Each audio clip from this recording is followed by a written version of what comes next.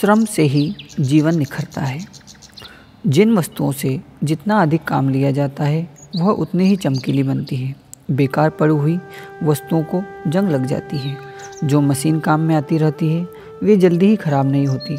बेकार पड़ी हुई मशीन कुछ ही समय में बेकाम हो जाती है।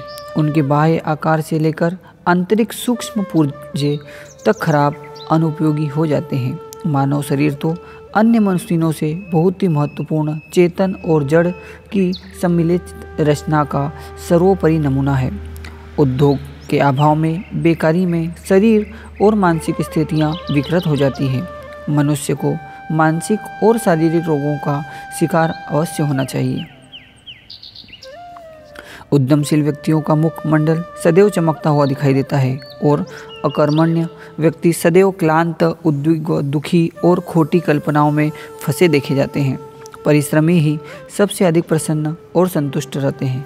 वे भले ही भौतिक संपत्ति समृद्धि में बड़े न हो, किंतु उनका आंतरिक धन, जिसमें मानसिक संतोष, हल्केपन और प्रसन्नता का वे अनुभव करते हैं, वह संसार की सबसे बड़ी संपत्ति है।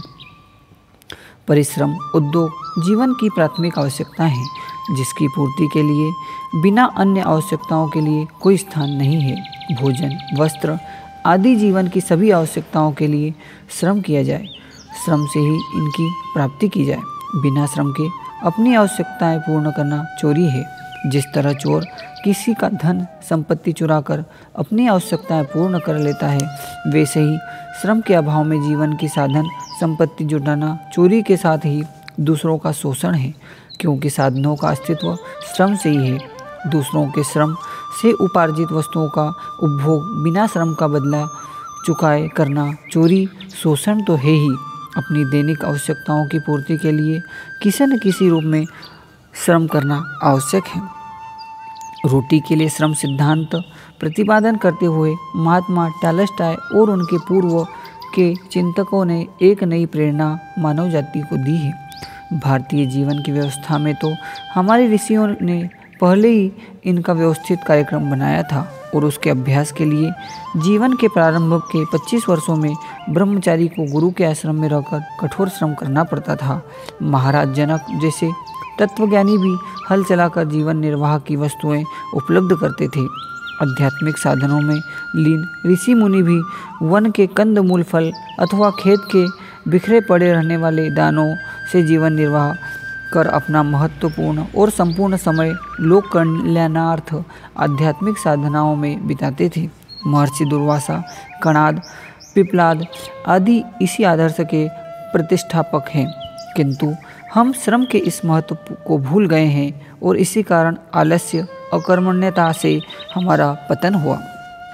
पश्चिमी देशों में श्रम के बल पर अपनी भौतिक और शारीरिक क्षमताओं में सर्वोपरि स्थान प्राप्त कर लिया है। वे कुछ ही वर्षों में संसार के शक्तिशाली समृद्ध राष्ट्र बन गए। यह हमारे लिए अनुकरणीय है। श्रम स्वेच्छापूर्वक किया जाना चाहिए। दबाव द्वारा अथवा किसी भय के कारण श्रम एक भार बन जाता है और जीवन के आकर्षण को नष्ट कर देता है। श्रम में जो सुखद आनंद मिलना चाहिए वह नहीं मिलता। दबाव से मनुष्य का शरीर काम में लगा रहता है, किंतु मन साथ नहीं देता। ऐसी अवस्था में काम को टालने अथवा जैसे तैसे पूरा करने की भावना अथवा सुगढ़ता की से करने की लगन के अभाव में कार्य के अनुपयुक्त परिणाम की आशा नहीं की जा सकती। श्रम से प्रेम करना ही श्रम का सही आधार है। प्रेम पूर्वक खूब श्रम करना और श्रम से उत्पन्न आमदनी उत्पादन का भाग जरूरी आवश्यकताओं की पूर्ति में लगाकर शेष को सामाजिक की सेवा में, जन कल्याण में लगा देना और फिर करने के लिए तैयार रहना श्रम की प्रतिष्ठा के लिए आवश्यक है।